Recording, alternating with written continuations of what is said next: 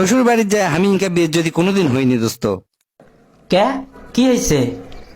সে কথা আর কোষ না, দীর্ঘ 2 মাস পর শ্বশুর বাড়িতে গেছি বউক লিবার। শ্বশুর বাড়ির যাওয়া দেখি মেলা মেহমান, বউয়ের সাথে আমাকে থাকবার দেয়নি, আমাকে থাকবার দিয়েছে শ্বশুরের সাথে।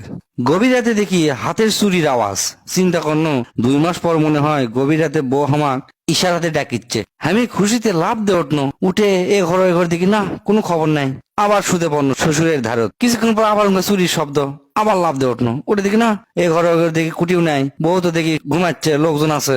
মন খারাপ করে আবার শুতে পড়লো। শোতার সাথে সাথে শ্বশুর এখন করছে, এত ছটফট না করে ঘুমাও জামাই, ওটা আমাকে বলদের গলা বান্দা শিকলের আওয়াজ।